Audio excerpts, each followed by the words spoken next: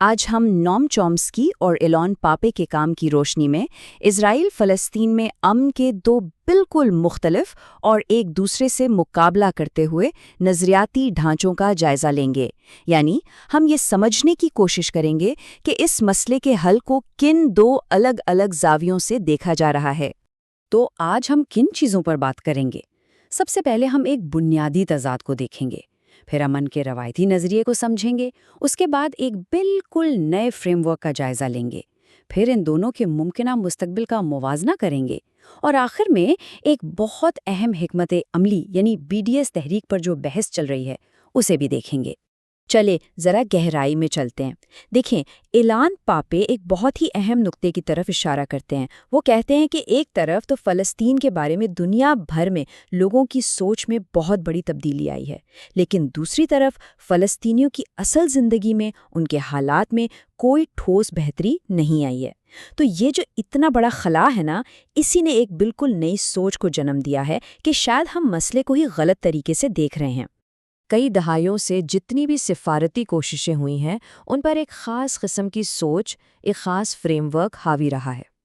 اسی کو امن کا روایتی نظریہ یا پیس آرتھوڈاکسی کہا جاتا ہے۔ اور اس فریم ورک کی اپنی یہ خاص زبان ہے، اپنی کچھ اصطلاحات ہیں، جیسے دو ریاستی حل، امن کا عمل، مذاکرات۔ یہ سارے الفاظ اس ایک خیال پر زور دیتے ہیں کہ بھئی زمین کو تقسیم کر دو اور سفارتی بات چیت کرو، بس یہی آگے بڑھنے کا واحد راستہ ہے۔ یہ زبان مسئلے کو ایک بہت ہی مخصوص اور محدود دائرے میں قید کر دیتی ہے۔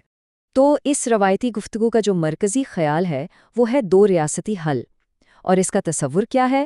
یہی کہ تاریخی فلسطین کا تقریباً 80% حصہ اسرائیل کو دے دیا جائے اور باقی بچے ہوئے 20% پر ایک نئی فلسطینی ریاست بنا دی جائے۔ اچھا، اب آتے ہیں اس کے متبادل فریم ورک کی طرف۔ یہ دراصل ایک شعوری کوشش ہے کہ جو پرانی زبان اور پرانی لغت ہے، اسے ایک ایسی نئی لغت سے بدلا جائے جو زمینی حقائق کی بہتر طور پر عکاسی کر سکے۔ ایلان پاپے کی یہ الفاظ اس نئی سوچ کی بالکل بنیاد ہیں۔ وہ کہتے ہیں کہ اصل مسئلہ یہ ہے کہ ہم اسے دو فریقوں کے درمیان تنازع سمجھتے ہی کیوں ہیں۔ یہ تنازع نہیں، یہ سیدھی سیدھی نوآبادیات اور بے دخلی کی کہانی ہے، اور یہ ایک بہت بڑی نظریاتی تبدیلی ہے، یعنی مسئلے کو تنازع کے فریم سے نکال کر نوآبادیات کے فریم میں دیکھنا۔ اس نئے فریم ورک کا جو مرکزی تصور ہے وہ ہے آباد کار نوآبادیات یعنی سیٹلر کولونیلزم۔ اچھا، یہ ہے کیا؟ اس کا مطلب یہ ہے کہ باہر سے آنے والے آباد کار صرف وسائل پر قبضہ کرنے نہیں آتے، نہیں، بلکہ وہ یہاں ہمیشہ کے لیے رہنے، مقامی آبادی کو راستے سے ہٹانے اور ایک بالکل نیا معاشرہ بنانے کے ارادے سے آتے ہیں۔ اور اس نظریے کے مطابق صہیونیت کا تجزیہ اسی ماڈل کے تحت کیا جاتا ہے۔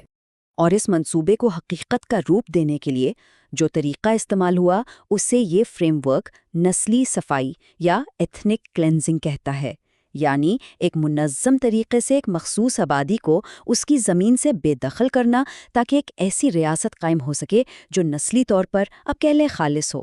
تو پھر منطقی بات ہے، اگر مسئلہ نوآبادیات ہے تو حل کیا ہوگا؟ نوآبادیاتی نظام کا خاتمہ، یعنی ڈی کالونائزیشن۔ اور اس کا مطلب زمین کی تقسیم ہرگز نہیں ہے، اس کا مطلب ہے کہ موجودہ نظام کو ہی جڑ سے بدل دیا جائے اور ایک ایسی جمہوری ریاست قائم کی جائے جہاں ہر شہری کو، چاہے اس کا مذہب یا نسل کچھ بھی ہو، برابر کے حقوق ملیں۔ چلیں، اب ان دونوں فریم ورکس کے جو حتمی مقاصد ہیں ان کا براہ راست موازنہ کرتے ہیں کہ یہ دونوں ہمیں کس طرح کے مستقبل کی طرف لے کر جاتے ہیں۔ یہ جو موازنہ ہے، یہ ان دونوں سوچوں کے درمیان گہرے فرق کو بالکل واضح کر دیتا ہے۔ ایک طرف ہے دو ریاستی حل، جس کا مقصد ہے دو الگ الگ ریاستیں بنانا، اور یہ صہیونیت کو ایک حقیقت کے طور پر قبول کرتا ہے۔ اس کے بالکل برعکس یک ریاستی حل کا مقصد ہے سب کے لیے ایک جمہوری ریاست، اور یہ صہیونیت کو ایک نو آبادیاتی نظریے کے طور پر چیلنج کرتا ہے۔ پناہ گزینوں کے معاملے میں بھی یہی فرق نظر آتا ہے۔ ایک فریم ورک کہتا ہے کہ اس پر مذاکرات ہوں گے، جبکہ دوسرا اسے فلسطینیوں کا غیر مشروط حق واپسی مانتا ہے۔ اور آخر میں ان مقاصد تک پہنچنے کا راستہ بھی کتنا مختلف ہے۔ ایک سفارتکاری پر انحصار کرتا ہے، جبکہ دوسرا شہری اور انسانی حقوق کی بنیاد پر پورے نظام کی تبدیلی پر زور دیتا ہے۔